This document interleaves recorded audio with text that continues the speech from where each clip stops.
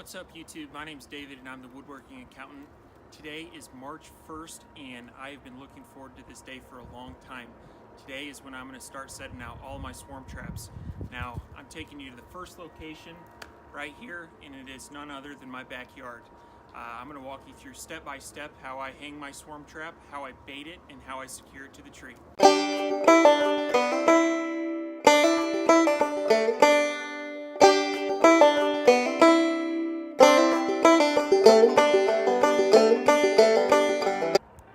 I'd just like to do a slow scan across my backyard and show you that I am living in a very residential neighborhood with a little bit of woods behind my house. Now, the reason I want to point this out is that you do not need to live on a 200-acre meadow in order to trap bees. In fact, my first swarm that I caught came from this tree right here.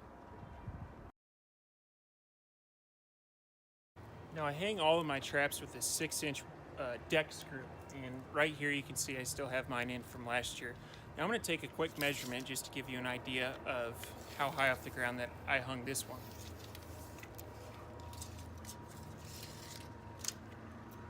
So this is 9 feet off the ground. Currently I'm standing on my swarm trap, and this is a good method when you bring your swarm trap. Just stand on the top and hang your nail or your screw about this high. Got my lid taken off the trap, and as you can see right here, I've got 2 Q-tips stapled at the top, and that's what I'm going to spray this swarm commander on. Now this worked really well for me last year.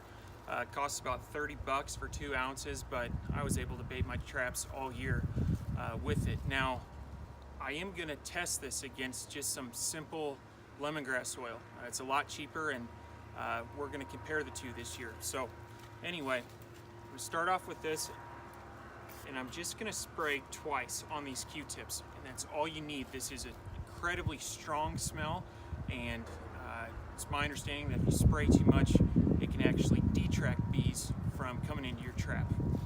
Now that I've got that sprayed, I'm going to go ahead and put my cover back on.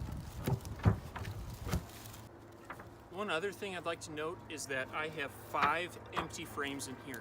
Ideally, I would have a frame with some drawn out comb, but this year I'm setting out 20 traps and I don't have enough frames for each one of my traps. So in a perfect world, if you had some extra brood comb or some extra drawn out frames, you would want to put 1 or 2 in here. That said, I did catch 4 swarms last year, and all of the traps were empty. They just had empty frames. All right, now it's time to hang the frame. Excuse me. Hang the trap.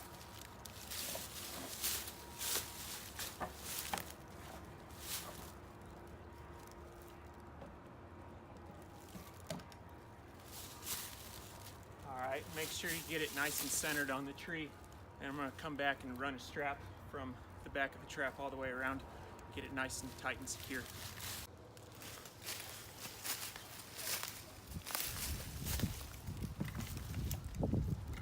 Alright, and this strap is really important because without it, you can see this just kind of rocks in the wind, and bees won't like that, I would imagine. So I'm going to go ahead and run this strap around the tree and through this hole right here.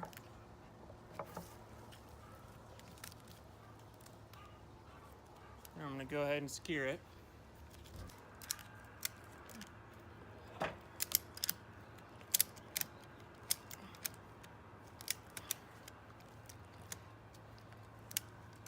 I like to get that about as tight as I can. That way this box is in here solid. The final step is to take your swarm lure and just add 1 more spray right here at the entrance. There you go. Alright, so a little more information about this area. This trap is facing southwest. And again, as you can see, I'm in a residential neighborhood right here. To be totally honest with you, there's no natural funnel. This is mostly a wooded area. But what I will say is, although most of this is shaded, you can see that there's direct sunlight on the front of that hive. Now, again, like I said, we're going to try out a couple different scenarios to see what works best. But For the first trap, we're going to go with southwest. And again, hanging 9 foot off the ground using Swarm Commander lure.